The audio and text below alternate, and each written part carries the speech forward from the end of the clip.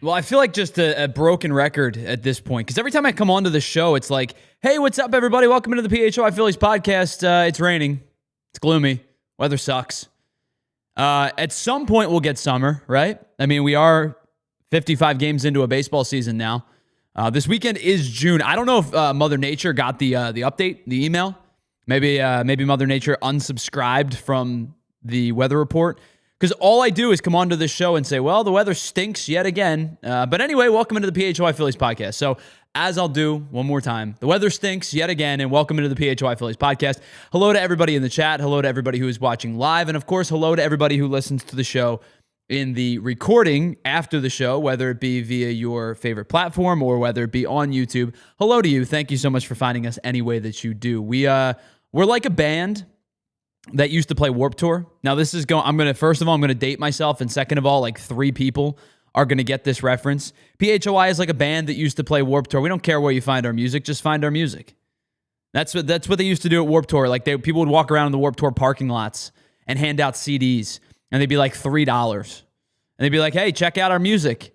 And you'd pay like $3 for a CD, and sometimes it would suck, and sometimes it would be great, and you'd find your new favorite band. And then you would go and I'm getting down a rabbit hole, but then you would go down and you would find, like, I don't know if anybody's ever been to Warped Tour before. Joey, who's producing today's show, I don't know if you've ever done Warped Tour before. When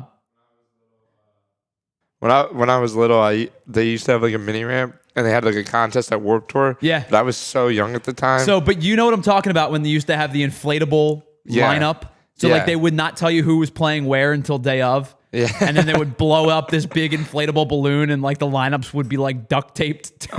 It was incredible. But anyway, I digress. So much like bands at Warped Tour, we don't care how you find us on PHLY. We just hope that you do. And while you're here, if you wouldn't mind, leave a like. And of course, hit that subscription notification, because I believe as of now, we are just a little over 100 subscribers away from the 45,000 subscriber mark. It has been an incredible year and a half here at PHLY, and it's all thanks to you. Let's get into things. We got a lot to talk about today. We, of course, have our Ace Hardware temperature check that we'll do in a little bit. We have our big deal segment coming up in Block B of today's show. But let's start with yesterday's game. The big news should not be the big news, but it's unfortunate that it happened. Phillies win 2-0. That is the starting point. But the big news of yesterday's game is that Bryce Harper had to exit the game and leave the game early because he was hit with a fastball on the elbow by Spencer Strider. And I hate that we have to start here, because this conversation always devolves into the low-hanging fruit conversation of baseball. It's the unwritten rules, and it's the ugly side of the unwritten rules of baseball, where if your star gets thrown at, then inevitably somebody on the other team is going to be hit in retaliation.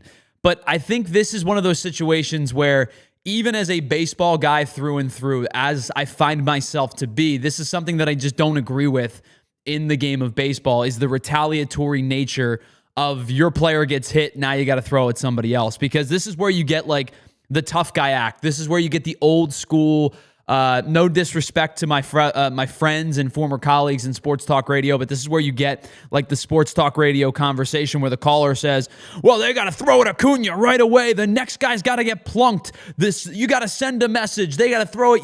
They threw at your star, so you got to throw at their star. No. This is not the 1980s anymore. Nolan Ryan is not on the mound actively trying to fight dudes, right? Like Bob Gibson's not on the mound actively trying to fight dudes. Like, this is not how baseball works anymore. You don't need to make a statement. You don't need to throw at the next guy. You don't need to bean Acuna or Olsen or Riley or whomever you decide. You know how you make a statement when somebody gets hit like that and has to exit the game? You know how you make a statement, your retaliatory remarks? Win the baseball game. And that's what the Phillies did. And the thing on top of that, too, is You can't make a statement by throwing at a guy in a low-scoring, tight game.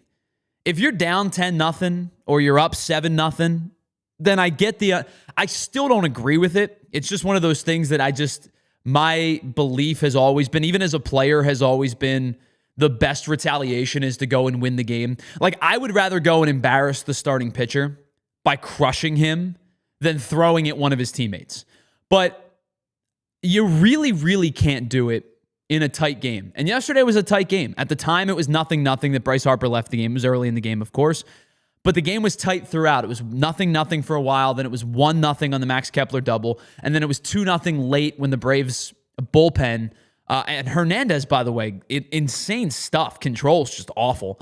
Hernandez walks a run in, and the Phillies take a 2-0 lead. It was just too close of a game to justify retaliatory measures.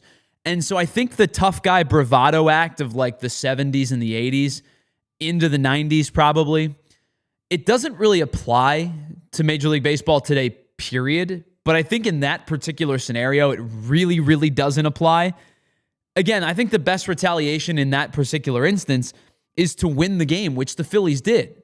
And especially against the division rival. Now, they've put some distance between themselves and the Braves. A, because the Braves had a really tough hole to dig out of. The Braves have played much better baseball as of late, but they put themselves in a really bad spot by starting 0-7. I think they were 5-13 or 5-12 or something like that early in the year. They've buried themselves a little bit by their poor play in the beginning of the season. But the Phillies have put some distance between themselves and the Braves because they have played unbelievable baseball over the month of May. Now, yes, they've beaten up on some of the bad teams.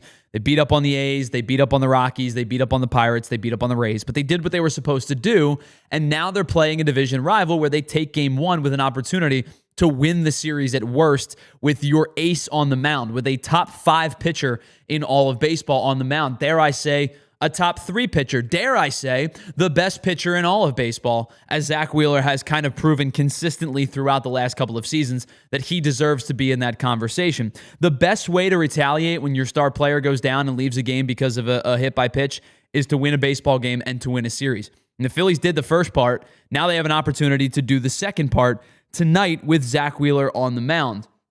Now for Spencer Strider, the question arises, and I've seen it, like we put a short out. It was a short was posted last night on our PHLY YouTube page. Did Spencer Strider throw at Bryce Harper? And I have to be honest with you. The answer to that question is no. I really don't believe that he did. If you watch the game unfold, Spencer Strider's command wasn't particularly good. Spencer Strider threw a lot of pitches last night, and his walk-to-strike ratio was really out of whack for a majority of the game. Now, Spencer Strider was good. He got out of danger when he needed to. He limited the Phillies to just one hit, the Max Kepler double.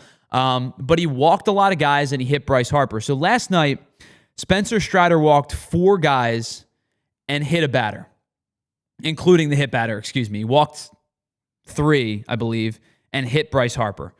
In his 14 starts this year, his 14 innings pitched, over 3 starts, he's walked 10 hitters, including 4 via the hit by pitch. It's pretty evident in the 3 starts that Spencer Strider has made so far this year. 1 came in April, 1 came about a week ago, and 1 was last night.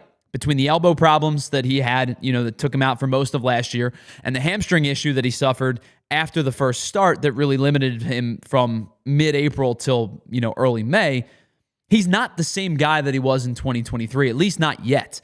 Now, he was really good yesterday. Again, limited the Phillies to just 1 hit, but the control wasn't there, and the velocity is down. So that all of that is to say, I don't think Spencer Strider has his best command yet and didn't have his best command last night. As I said, he hit 4 guys over the first 3 starts. He's hit Bryce Harper, he's hit C.J. Abrams, he's hit Josh Bell, and he's hit Alan Rodon, from the Blue Jays. 2 of the other 3, between Abrams, Bell, and Rodon, came with 2 strikes. Bryce Harper was down 0-1 in the count last night. I don't think there was any intent to hit Bryce Harper. The intent was to throw him a fastball on the hands. You could tell that he missed a spot. He missed a spot a lot last night. And listen, this is not me trying to absolve Spencer Strider. I couldn't care less how you feel about Spencer Strider, whether you hate him because he's a Brave, you hate him because he's kind of a dork, right? With the mustache and the tight pants. You hate him because he's a good pitcher who the Phillies have done a good job of in the postseason of beating, in multiple seasons. Whatever the reason that you hate Spencer Strider, I'm not going to fault you for it. I think the main reason is because he plays for a division rival.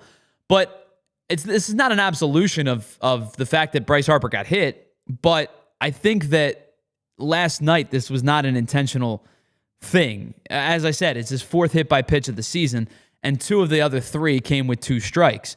So I'm not going to pretend like this doesn't suck, because it does. Bryce Harper got hit in a really difficult spot yesterday. And does he play tonight? I don't know. Obviously, the lineup hasn't come out yet. I wouldn't be surprised if Bryce Harper doesn't play today. In fact, I wouldn't be stunned if Bryce Harper maybe doesn't play the next 2 nights with a really good lefty on the mound and Chris Sale on Thursday. Now, obviously, Harper's one of the few guys that has hit lefties, so maybe there is an onus, a precedent to get him back into the lineup, because he and Schwarber have really been the driving force against lefties this year, even with the lefty-lefty matchup. But would it surprise me if Harper misses tonight? No. Would it surprise me if Harper misses tonight and tomorrow? Maybe that's a little bit of a stretch, but there's a plausible outcome that he doesn't play over the next 2 nights.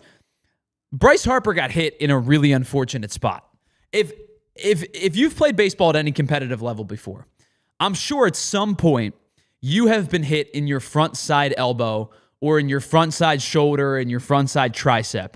The elbow is a really unfortunate place to get hit. I can tell you exactly the last time I got hit in that same spot Bryce Harper got hit, because you remember it. And it was in an adult league, right? It was a men's summer league.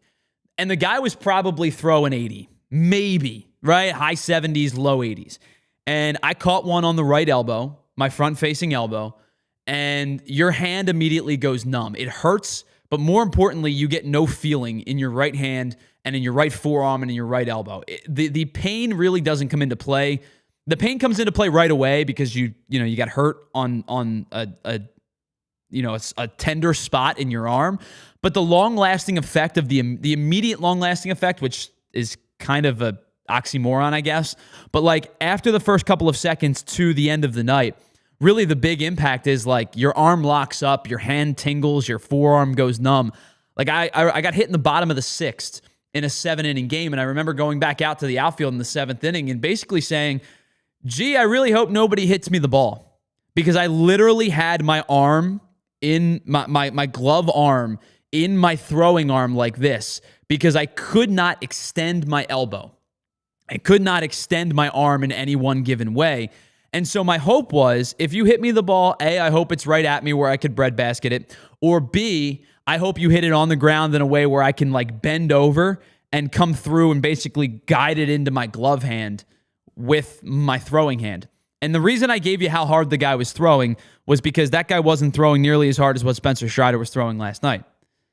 95 on the elbow hurts, guys. 80 on the elbow hurts. I can't imagine what 95 on the elbow feels like. So all of that is to say, I would bet you he probably doesn't play today. And as Chris Miller points out, I'm not so sure maybe he plays in the rest of the series. I think you may, if I were to say you're going to see him in any game, it's probably tomorrow, but I wouldn't be shocked if you don't see him until Friday against the Milwaukee Brewers. So all of this is to say, I'm not going to sit here and say it doesn't suck that Bryce Harper might miss some time. But I don't think this pitch was intentional, and I really don't think there's any malice behind it. Spencer Strider seems like a good dude. He said after the game that it really sucks that one of the star players in baseball is going to miss time. Obviously it was a regrettable pitch. There was no intent behind it. There was no malice behind it. And even if he's saying all the right things, it at least felt believable to me. So I think, was he pitching inside on Bryce Harper? Yeah, for sure. He was throwing in on the hands, no doubt. But that's a spot that everybody pitches against good hitters, right? You're trying to not allow good hitters to extend their hands. Just unfortunate that he ran it inside and caught Bryce Harper. Now, Harper has been a magnet for these type of pitches in the past with the broken finger and the elbow issue that he's had in the past. Like, it feels like he is a hotbed for these type of pitches, but I don't think there was any intent behind this. The good news is they said he's going to be fine. X-rays were negative, And again, I think maybe he misses a day or two and should be back in the lineup by Friday night. All right. By the way, our PHLY Phillies podcast, as always, is brought to you by our friends over at Bet365. Whatever the moment, it's never ordinary at Bet365. Let's pause for just a moment. On the other side, we're going to get into our big deal. And what the big deal should have been yesterday is not what it was, unfortunately. But our big deal of last night's game was the way that Ranger Suarez pitched once again. We'll do the big deal segment coming up next. Then we'll talk about our Ace Hardware temperature check, one player that's either heating up or cooling down. And then we're going to discuss one rumor that the Phillies may be interested in or linked to, and I'll tell you how I feel about that particular trade rumor at the end of the show. But it is the PHLY Phillies podcast brought to you by our friends over at Bet365 as we pause for just a moment and tell you about some of our friends here at PHLY. Let's start with our friends over at Cherry Hill Jeep. If you're looking for a Jeep or Ram truck, there's only one dealership in South Jersey who has been the market leader since 1967. My friends, we're talking about almost 60 years, and that, of course, are our friends over at Cherry Hill Jeep. You can check them out at cherryhilljeep.com. They've got you covered for the best selection, but more importantly, the best prices. And the Memorial Day sale doesn't end just because Memorial Day did. The Memorial Day savings go on all month long. Slide into a Jeep Grand Cherokee this month. Not only is it the most awarded SUV ever, it was also named Motor Week's best midsize utility vehicle for 2 consecutive years. And that is in addition to being a 2024 IIHS top safety pick. Or you can pull away in the most luxurious and functional pickup truck on the market today, the 2025 Ram 1500, which just received the most coveted award in all of pickup industry, the 2025 Motor Trend Truck of the Year. So stop in today, tell them we at PHLY sent you, and receive an additional $1,000 for your trade-in. Listen, I know why people buy Jeeps and Ram trucks elsewhere. I'm just not entirely sure why. You can drive in and drive home with your new Jeep or Ram truck today, just a minute from all bridges, and available online 24/7 at cherryhilljeep.com. All right, how about Bet365, our presenting sponsor of today's show? Whatever the moment, it's never ordinary with Bet365, and 90 million users have found that out. I want to, you normally say the hard way, right? But this isn't the hard way. This is the best way to find things out, is that 90 million users have found out that Bet365 is the pioneer of live in-game betting because they broadcast 780,000 events live streamed each and every year. And it's not just your big four. It's not just college sports. They live stream and have offers for in-game live betting on 78 different sports. So yes, you can get in on baseball, basketball, hockey, football, soccer, college sports, college hoops. College football is around the corner, but you can live bet on 78 different sports. And new customers right now get $150 back in bonus bets when you bet just $5, whether you win or lose. So sign up, use the code PHLY365, deposit $10, and bet $5 to win $150 back in bonus bets, again, whether you win or lose. Must be 21 and physically located in Pennsylvania. If you or someone you know has a gambling problem and wants help, call 1-800-GAMBLER.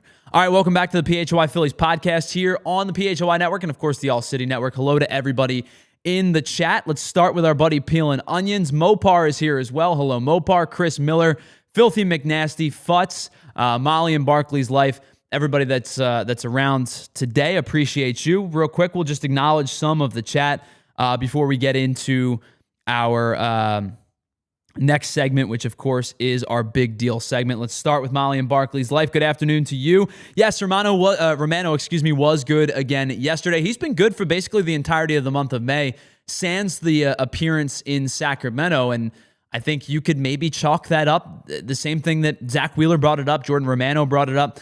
The mound was a mess. They literally put like diamond dry on it, like diamond dust, stuff you'd find at like Little League ballparks to get the field to be playable. But if you know anything about diamond dust or diamond dry, it's great to soak up the water, but it also just cakes the top of the playing surface. So you get that like crusty, crunchy, like if you've ever played Little League or high school ball, like right after a rain day, a rainstorm, you know what I'm talking about. It's that crunchy, especially if you play with metal spikes, it sucks to slide into. Nobody wants to dive. Nobody wants to slide because sure, it soaks up the water, but it also it leaves the playing surface really miserable. And if it's on your mound, landing spots become difficult pitchers are creatures of habit. Closers are psychopaths when it comes to being creatures of habit.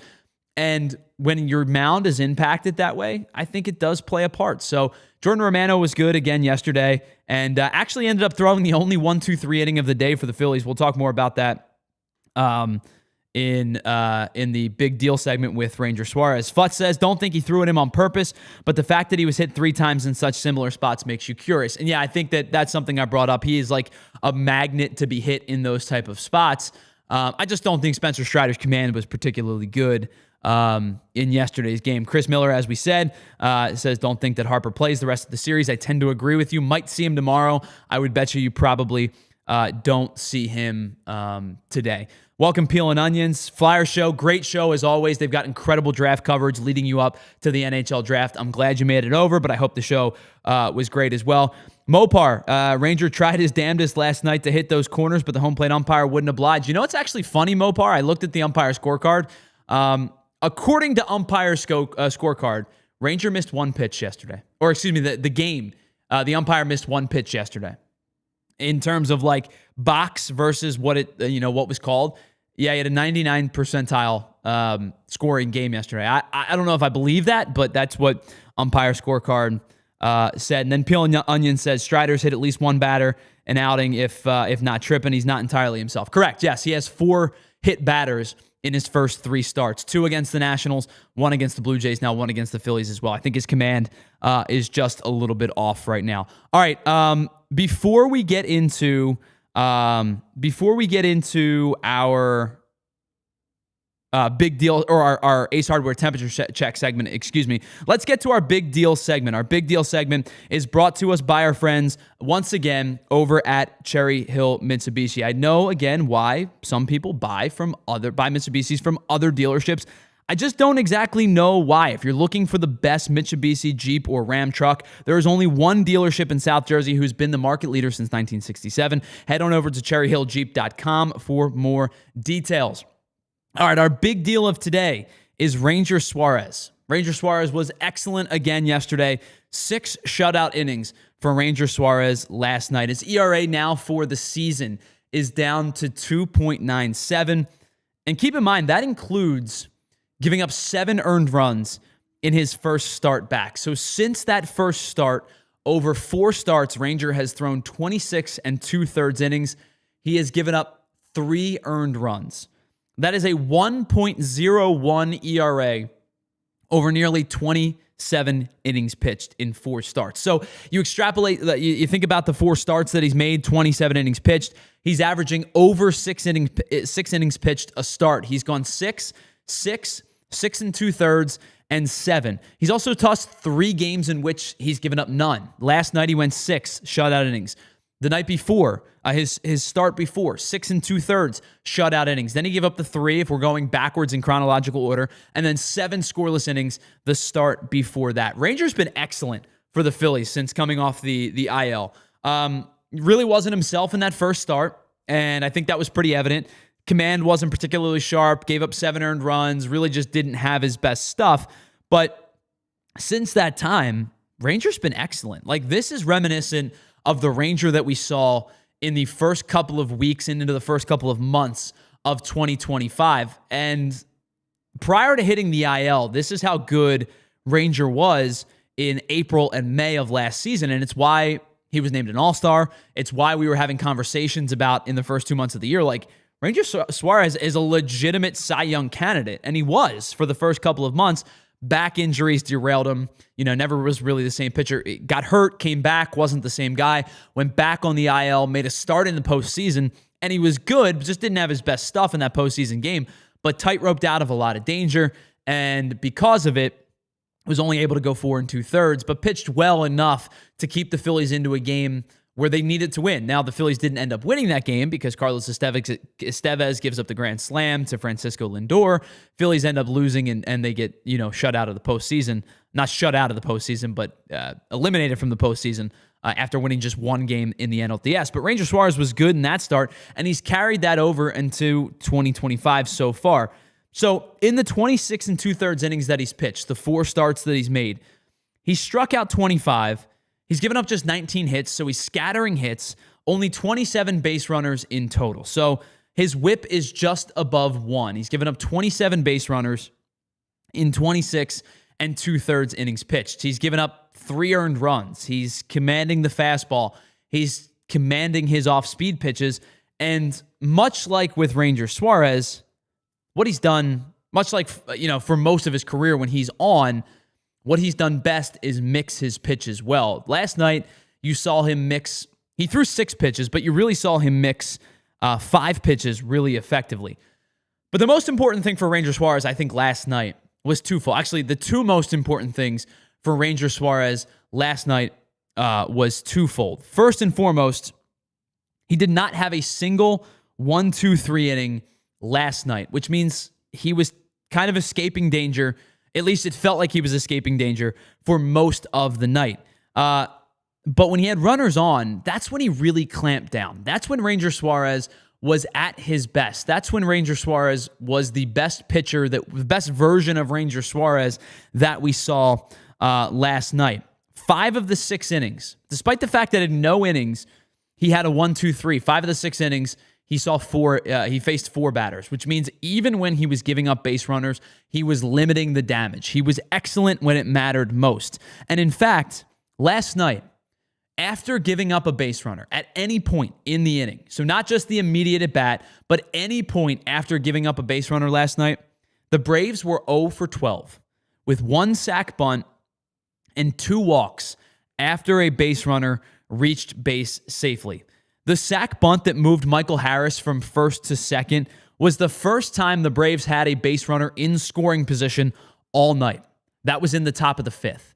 So despite the fact that he had not a single 1-2-3 inning from innings 1 through 4, the Braves did not have a single base runner in scoring position. Michael Harris gets on in the 5th. He reaches second base only because of the fact that the Braves were willing to give up an out to get a runner in scoring position. It was 1-0 at the time, and you could clearly tell that they were just trying to scratch out a run and make it a 1-1 ball game. This was going to be a game where runs were hard to come by.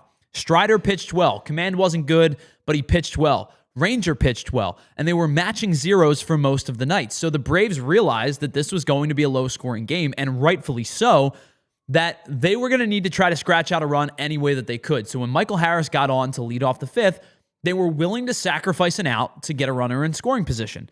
Do you know what Michael Harris ended up doing? Not scoring. Obviously, by the fact that it was 2-0 was the final score. So he ended up getting to third in that inning.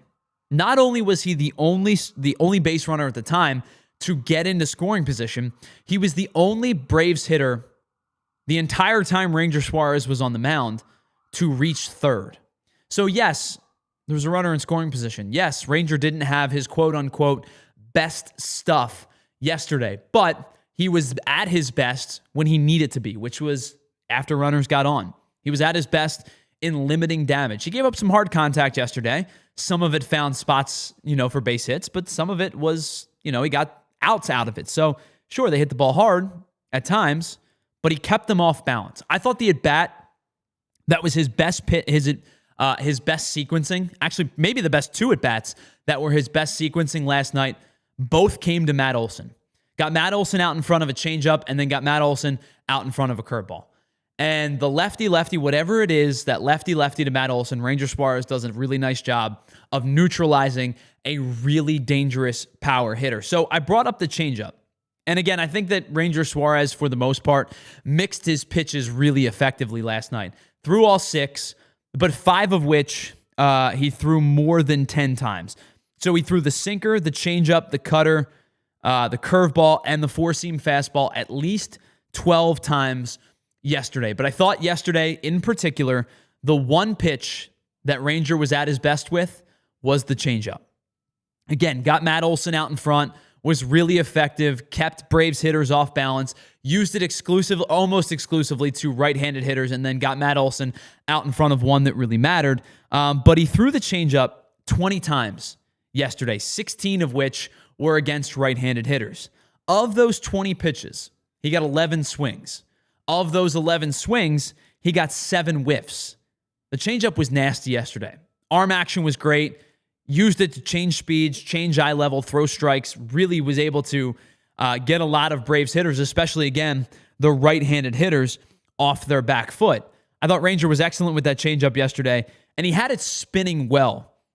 This is where kind of like the nerd stat comes in, the nerd department that I like to deep dive into comes in. He got more induced vertical break and induced horizontal break back to the arm side than he does on average throughout the season. So on average, he averages about 2 inches of vertical break on the changeup. Yesterday, he was averaging about 4. So it was dipping more than usual. I don't know if he was pulling over harder or he was just getting really good arm action on it, but he was getting it to dip down more than he normally does. And he also got an extra inch of horizontal arm, movement back to the arm side. So whether he was turning over well, whether he was pronating well, whether it was just a really good arm action day for Ranger Suarez, he was getting break in both directions. So he was getting break on the vertical side of things. He was getting break on the horizontal side of things. And that's why he got a lot of swings and misses, especially against the right-handed hitters. All right, so that's our big deal segment of the day, brought to you by our friends over at Cherry Hill Jeep. If you're looking again for a Jeep or Ram truck, there's only one dealership in South Jersey who's been the best on the market since 1967. Once again, visit cherryhilljeep.com for more details. All right, let's pause for just a moment as we got some more bills to pay, and we will take a break. We'll tell you about some more of our friends right here on the PHLY Phillies podcast.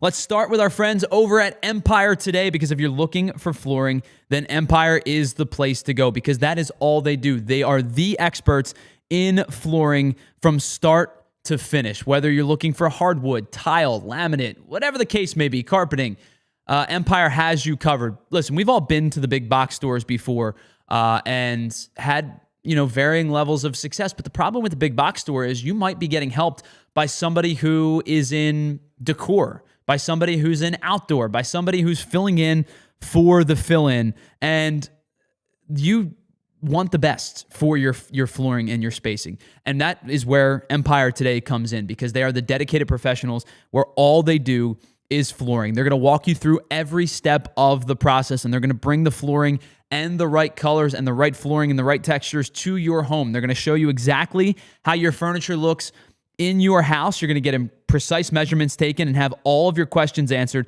so there are no surprises. And with Empire today, you get clear upfront and all-inclusive pricing. So again, you're not going to have any surprises when it comes to exactly what you're going to pay and what your flooring is going to look like. Schedule a free in-home estimate today, because some things are just better at home. PHLY listeners can also receive a $350 discount when they use the promo code PHLY. Once again, a $350 discount with the code PHLY. Restrictions do apply. Visit empiretoday.com/PHLY for full details. All right, how about LinkedIn? If you're looking to hire, if you're a small business owner, then LinkedIn is the place to go, because as a small business owner, you are never off the clock. Your business is on your mind 24/7. So when you're hiring, you want a partner that is going to grind just as hard as you do. That's where LinkedIn comes in, and LinkedIn jobs. They make it easy for you to post your job for free, share it to your network, and get qualified candidates that you can manage all in one place. They also offer an incredible new feature that can help you write job descriptions for you, and then they'll quickly get those jobs out in front of the right people with deep candidate insights. So you can post your job one of two ways. Of course, you can do it for free, and that's awesome. You're going to get great job return and great candidate returns just with that. Or you can pay to promote. Promoted jobs end up with 3 times more qualified candidates, because at the end of the day, the most important thing to your small business is the quality of candidate. And with LinkedIn, you can feel confident that you're getting the best results possible. Find out why more than 2.5 million small businesses use LinkedIn for hiring today, and you can find your next great hire at LinkedIn. Post your job for free at linkedin.com/Phillies. Once again, that's linkedin.com/Phillies to post your job for free. Terms and conditions do apply. Welcome back to the PHLY Phillies podcast. Tyler Zula here. Of course, our PHLY Phillies podcast is brought to you by our friends over at Bet365. Whatever the moment, it's never ordinary at Bet365. And I apologize trying to take care of some business really quickly while I do this on the fly. Hello to everybody in the chat. Once again, a big thank you, as always, to our producer, Joey, for producing today's show. We are going to get in the Ace Hardware temperature check in just a second, trying to do a million different things at once and try to pay our bills and whatnot because, as you know, we did not have a show on Monday, so I've not talked to you since Friday in terms of a live show. So we're trying to catch up on things. Obviously, I have a lot going on here with the ad reads and things like that, but it is time for our Ace Hardware temperature check. And with our Ace Hardware temperature check, we check in on who's heating up or who's cooling down for your Philadelphia Phillies. Of course, brought to you by our friends over at Ace Hardware and Ace Hardware Home Services. You know about the Ace Hardware Helpful Hardware team, but did you know they're also the Ace Hardware Home Service team as well? If you're looking to get the job done right, head on over to acehardwarehomeservices.com as we check in on who's heating up or who is cooling down for the Phils. And I think, unfortunately, we have to check in on a cooling down player today, and that is the Phillies starting catcher, JT Realmuto. I think this is, I hate to say this, but this feels like the point of no return offensively for JT Realmuto. Now, defensively, all of the metrics tell you he's still there. He's still got it. Pop time is off the charts. He's still a good defensive catcher. Framing has come into question for JT over the last couple of years, but that's something that I think you've learned to live with. I've talked about his pitch sequencing. I don't know how much he calls the game and how much Caleb Cotham and Rob Thompson call the game, but I think his pitch sequencing sometimes leaves a little bit to be desired, but there's no question about it that most of the Phillies pitchers have been better have been better with JT Realmuto behind the plate than most of the other catchers that they've used, specifically with Garrett Stubbs last year and Rafael Marchand this year. But offensively, this feels like maybe a point of no return for JT Realmuto. It's really been a rough season for him, and it feels like it may be getting worse. Now, all of his slash lines are near career lows at this point. His 228 average would be the worst.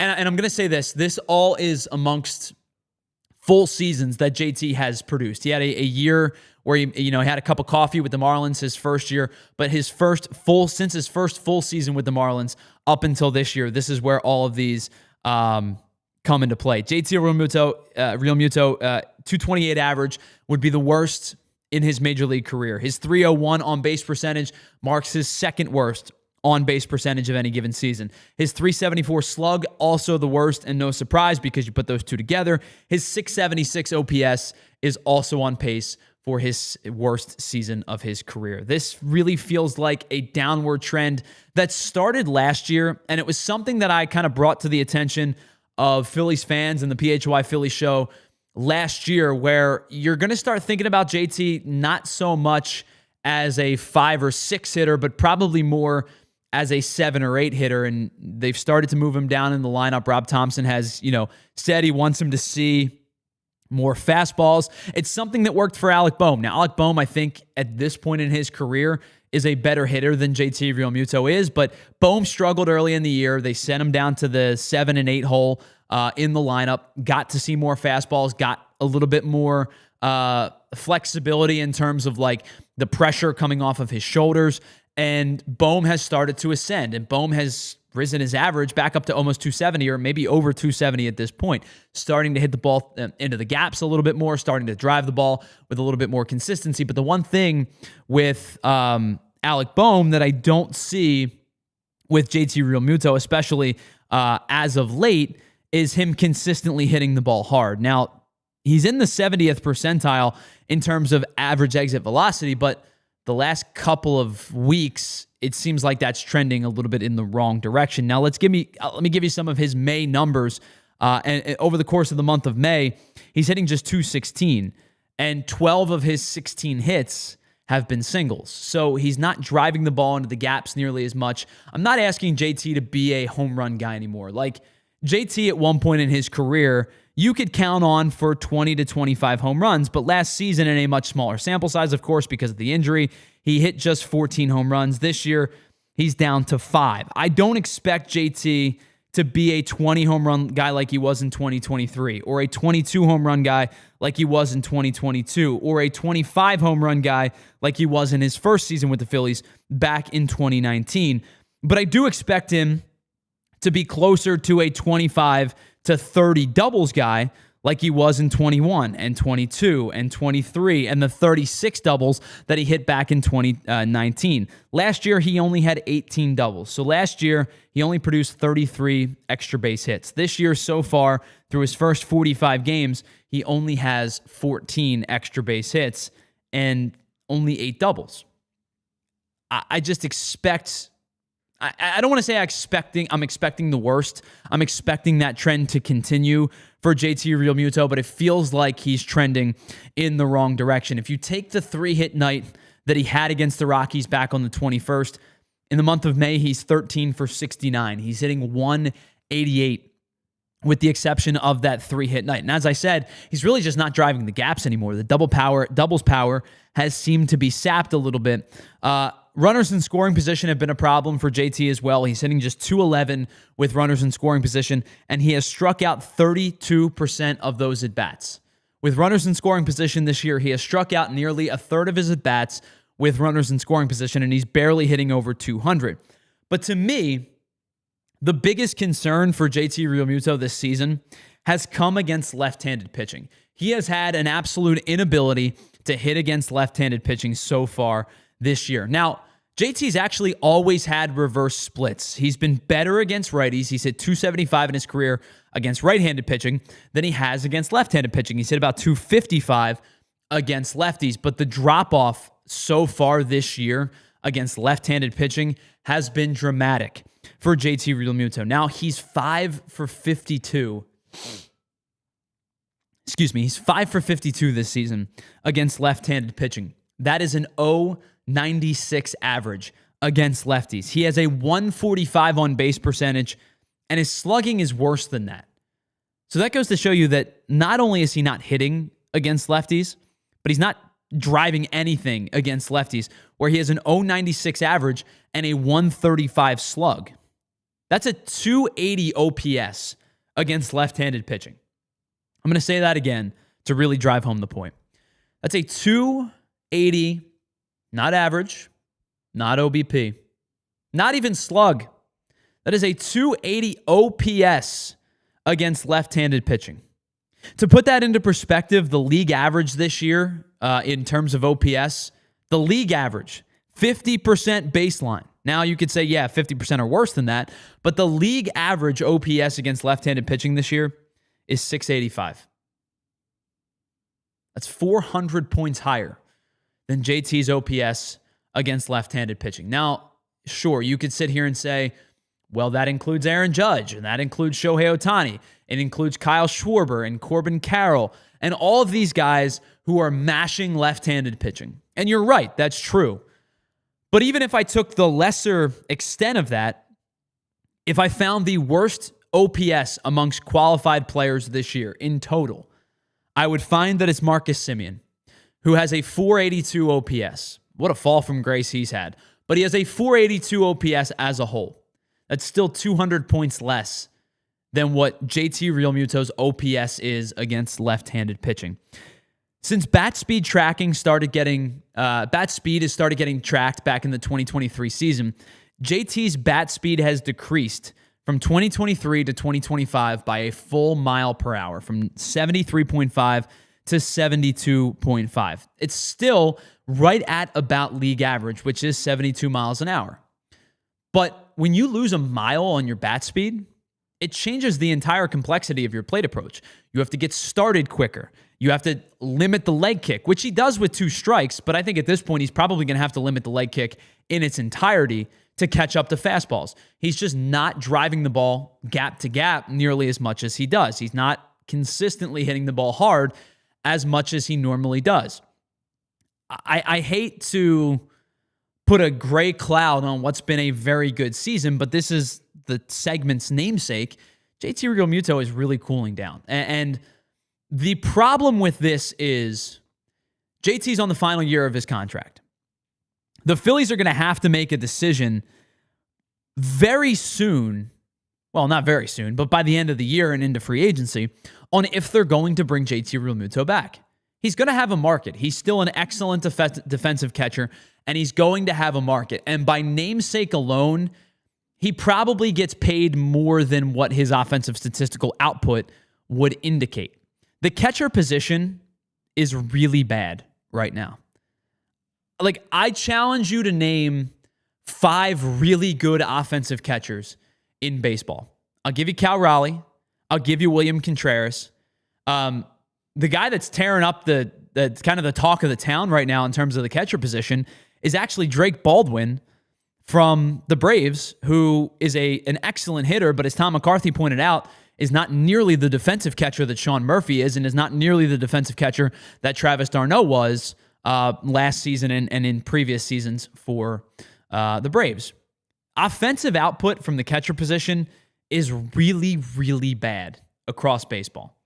And I think JT is still going to get paid a pretty hefty sum because he's JT Realmuto, because he's still a defensive stalwart, and because there may still be like the last squeeze of the orange juice left out of JT Realmuto, if that analogy makes sense when it comes to the offensive productivity.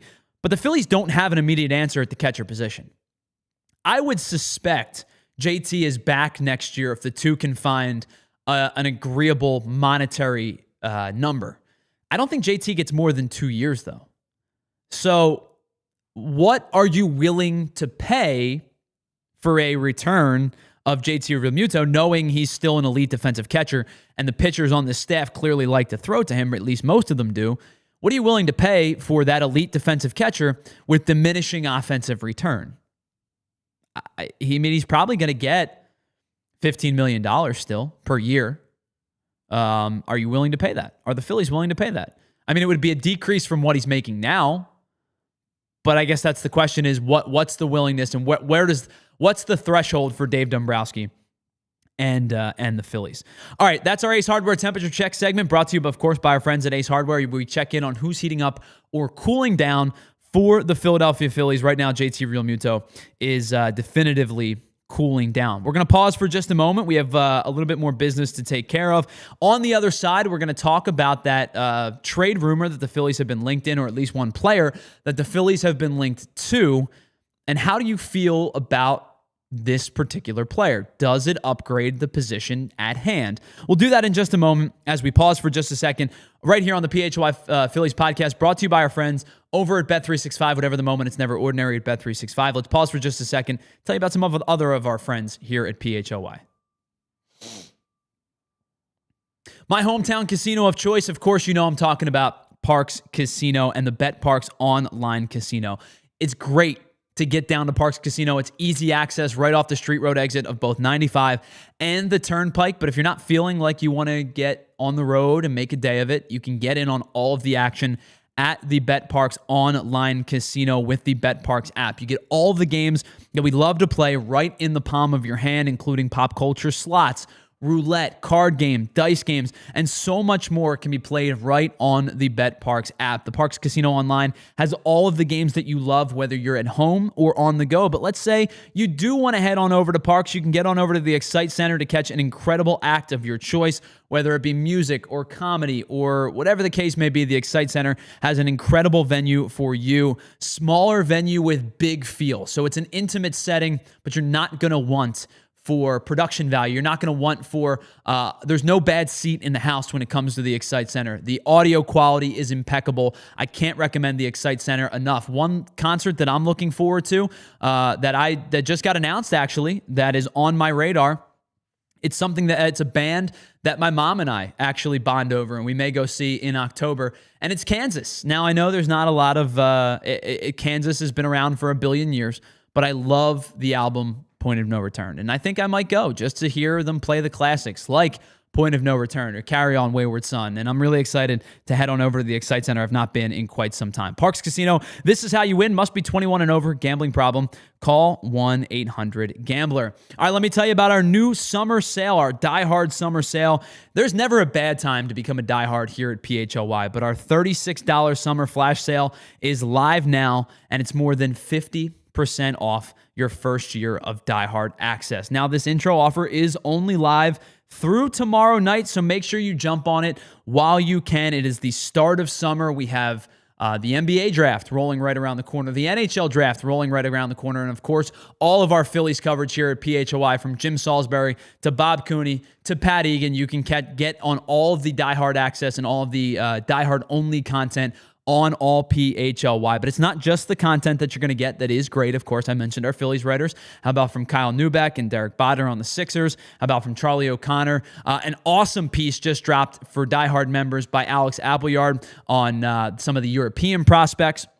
But, of course, all of our Eagles content as well. But it's not just content. You can get 20% off events, 20% off of merch. You'll get exclusive content and, of course, access to our Discord channel, which we are active on all the time. And, of course, as always, you'll get a free shirt when you sign up. So you can rep your favorite Philadelphia teams no matter what season it is, with this, and especially true with that fresh t-shirt on the way. So again, our $36 Diehard Summer Flash Sale is live now. All you have to do is head on over to allphly.com/intro to become a Diehard today. And before we go any further, of course, welcome back to the PHLY Phillies podcast, brought to you by our friends over at Bet365. I want to tell you about one more really cool thing that's happening here at PHLY and across all city as well, and it is our Ball Knowers bonus. You can get in on the Ball Knowers bonus for this particular series, right? So the Phillies and the Braves, they're up 1-0, but that doesn't mean you can't get in on the act now before the series. Before the series gets decided. It could be as early as tonight, but get in on all that action before it unfolds and before the game 2 of the series. So what is the Ball Knowers bonus? We have a Cheers cash prize. So all you have to do is place an order at the ALLCITY store for a $25 minimum. So you can think about maybe getting a t-shirt that we brought up, or maybe you like some of our decals, or maybe you want to do some Father's Day shopping. It is around the corner. You can splurge on all of the different merchandise between t-shirts. You can get this PHLY hoodie. You can get the Maximus Tyrese Maxey shirt, the Are You Not Entertained shirt, whatever it might be. You can get all of that on the ALLCITY store. So you get $25 minimum purchase, and you'll be automatically entered into this drawing. If you win, you're going to receive a gift card to the ALLCITY store for the same value as your original purchase. So how does this work? Head on over to the ALLCITY store right now. Customers are going to click on the link and select the outcome that they think is going to occur. As I said, you can still get in. There's still time to get in on the Philly series tonight, even though it has already started. At checkout, you'll also be able to, so what you're going to do is you're going to click on that link, and then at checkout, you'll see the item that they're purchasing, as well as the outcome that you selected. Now, once the outcome is finalized, if you win, if you get it right, you'll automatically get a gift card emailed to you from the store for your value of your purchase. For example, if you spend $34.99, you'll get that in return for a gift card. If you spend $45, you'll get that in return for a gift card as well. You can do this for up to $250. Now, here's the thing. You have to click the link provided. It cannot retroactively be applied to a previous order, so you have to follow the steps as they go on, but you'll get involved in this opportunity to win a gift card for PHLY and the ALLCITY store. So head on over and make that selection now. And this, of course, takes place throughout the rest of the Phillies and Braves series.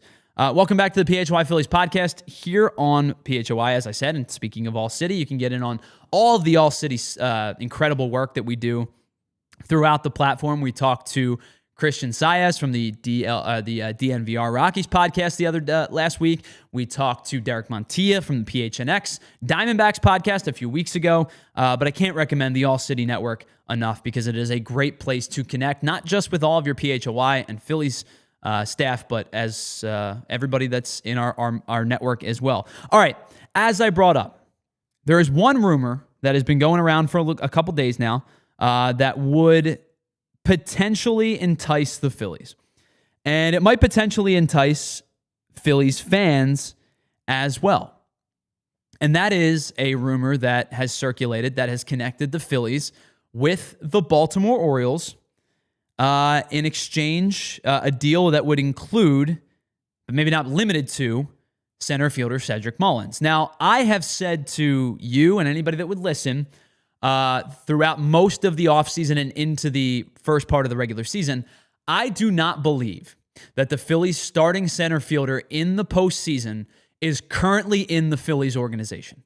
Actually, let me rephrase that. I do not believe the Phillies starting center fielder in the postseason is currently on the 26-man roster because I will not rule out the potential that Justin Crawford is the starting center fielder come postseason time. I don't expect it, but I'm not going to rule it out. But I do not believe that the Phillies starting center fielder in October when they make the playoffs is either Brandon Marsh or Johan Rojas. And so when Cedric Mullins' name comes up, I think you get enticed. It's a former All-Star, a guy that plays electric defensive center field and has at times throughout his career been a very productive hitter. I think the problem with Cedric Mullins is he's been much worse in the month of May than he was in the month of April. He had a really good month of April. In which I just lost his stats, but I'm going to go back and find them for you. In the month of April, he hit .260 with a .412 on base percentage and a near .880 OPS. He hit 4 home runs, had 8 extra base hits, was 20 for 77, drove in 10, walked an additional 19 times, and so his on base percentage was through the roof. He had a really, really good month of April.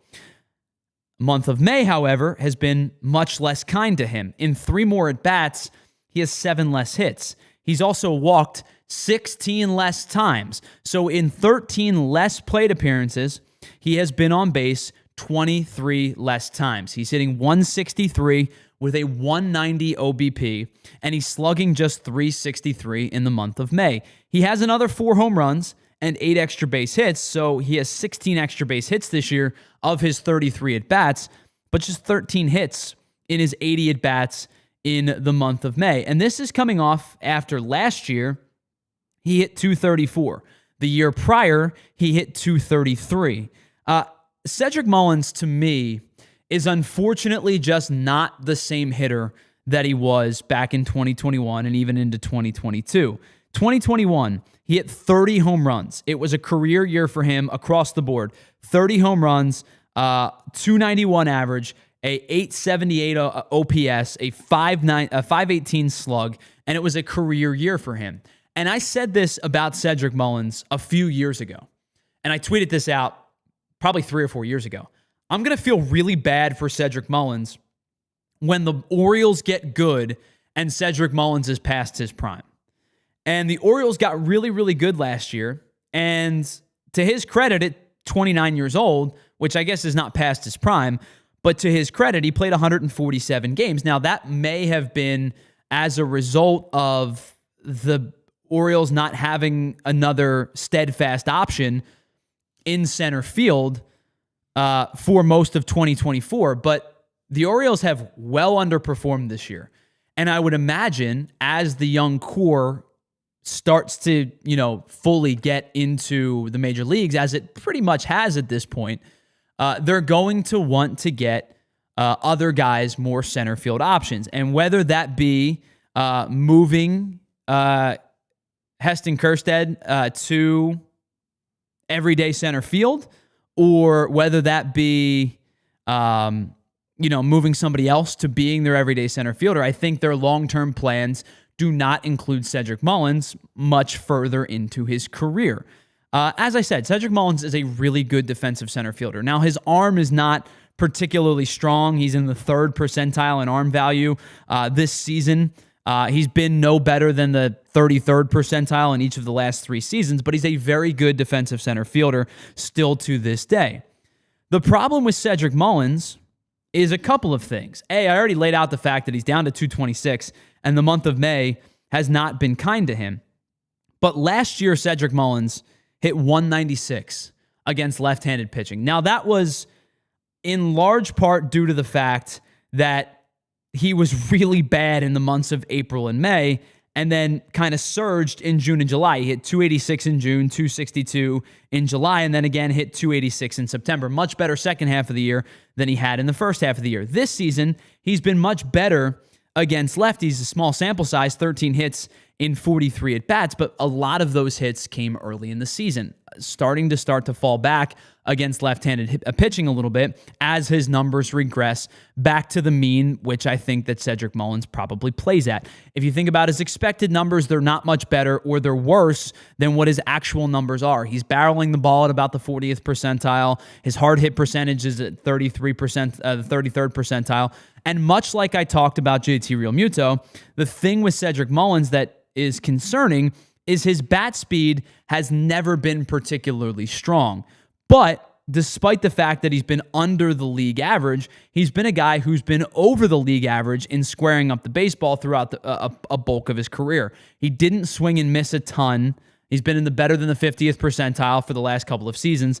This year, as the bat speed continues to kind of go in the wrong direction, his squared up rate is going in the wrong direction. His hard hit percentage is going in the wrong direction. So you can look at the real numbers and say he's starting to regress back to the means after a strong first month, and you can look at the expected numbers and say they're actually worse than what they are. So let's talk about what they're going to give up, or what would you give up in exchange for Cedric Mullins. But before we do that, let's pause for just a moment because we are officially now in our overtime segment.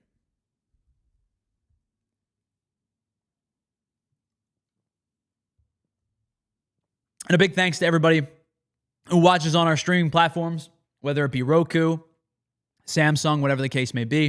If you're hanging out with us, switch on over to allphly.com to check the rest of the show. So Cedric Mullins, what does he have left in terms of contract? And I think that that's the first thing that you're going to think about when it's a matter of like, how much are you retaining? Well, Cedric Mullins is on the final year of the deal that he signed, which avoided arbitration. It was his final year of arbitration, $8.7 million. So if the Phillies were to acquire him, you're thinking about half of that. They're going to pay, I don't know, somewhere in the 4-ish range, assuming they take on all of the money. He's an unrestricted free agent after next year. I'm not sure what the Orioles are expecting back in return for Cedric Mullins. And before I get that far, I want to ask the question, is Cedric Mullins an upgrade over Brandon Marsh? Is Cedric Mullins an upgrade over Johan Rojas? I think the answer to both of those questions is yes. I do believe he is an upgrade. How much of an upgrade is the bigger question? I really don't know the answer to that question right now. I think if you'd asked me 4 weeks ago, I would have said it's a sizable upgrade because Marsh was hurt. Rojas was starting to falter a little bit. He himself had a decent month of April and early May, but he's starting to falter a little bit. Is he an upgrade over Brandon Marsh? Is he an upgrade over Johan Rojas? Yes, he is. How much is he an upgrade over Brandon Marsh? I don't know if the answer is sizable enough to give up a large prospect return. Now, the interesting part of this, and I intentionally left this name off of the conversation, the interesting part of this becomes, do they include Felix Bautista? Because if they're willing to include Felix Bautista in the conversation, that's where the conversation starts to get into a higher prospect return. Now, I don't think it's never going to reach Andrew Painter because he's untouchable. I don't think it reaches Adam Miller. I don't think it reaches Justin Crawford. Does it reach Mick Abel? I don't think so, but that's probably who they're going to ask for. The Orioles are so devoid of pitching. Like, so devoid of pitching. They have one of the worst starting pitching staffs in all of baseball. Kyle Gibson has already been DFA'd. Zach Eflin, I believe, so far has been underwhelming. The only solid pitcher so far for the Orioles in their staff, and it's a guy that, like, I don't think the Orioles expected to be their solid pitcher, at least, kind of like at the forefront of their rotation, is Tomoyoku Sugano. And he's been their best pitcher so far. But, like, they've been riddled with injuries. Charlie Morton's a mess. They've already let Kyle Gibson go. This is one of the worst starting pitching staffs in all of baseball. They are desperate for starters. Of course, they're going to ask for Mick Abel in return. I'm not sure the Phillies say yes. I love Felix Bautista. I really do. I think prior to the injury was one of the most electric relievers in all of baseball. And I think he's getting back to a consistent point. Whip's a little high, but he's now down 8 saves over 16 innings. He's over a strikeout per inning pitched. He's well over a strikeout per inning pitched for his career. Now, the thing is, Felix Bautista, since 2023, or since the end of 2023, has thrown exactly 16 innings. He missed all of last year, missed a bulk of the end, or missed a portion of the end of 2023, missed all of last year, and has thrown 16 innings this year. How much return are the Phillies going to be willing to give up in exchange for a guy that's thrown 16 innings since 2023? Like, what is a realistic opportunity for the Phillies to acquire both of these guys? Again, I think the Orioles are going to ask for Mick Abel. I'd be curious to see if the Phillies say yes to this conversation. All right, we'll talk more about that on Friday. I want to ask Jim Salisbury about this. So when next time we talk to Jim, we'll talk more about that. And maybe I'll check in with somebody who covers the Orioles as well to see what their initial thought process on what a return would be for either Cedric Mullins or Felix Bautista. I don't think a trade happens with both. It happens if you're considering one or the other in a trade package. That's all the time we have for today. Thank you to everybody who checked in on the podcast today. So Filthy McNasty, Futz, Mopar, Peelin' Onions, Molly and Barkley's Life, everybody who checked out the show today, thank you so much for joining us. Big thank you to Joey for producing today's show. We'll be back live on Friday as we get you set we'll recap the Braves series. We'll get you set for the series against the Milwaukee Brewers, and we'll talk a little bit more about a proposed trade package that could include Cedric Mullins or could include Felix Bautista. We'll do that a little bit more on Friday as well. So head on over to the Eagles show. They're live now as they talk about the Kevin Patullo press conference. They get you set for another conversation about OTAs, and we'll be back live on Friday at 1 o'clock right here on the PHLY Phillies podcast. Hope everybody has an excellent rest of their Wednesday. We'll see you on Friday right here on the PHLY Phillies podcast. See ya. We all silly like the mayor.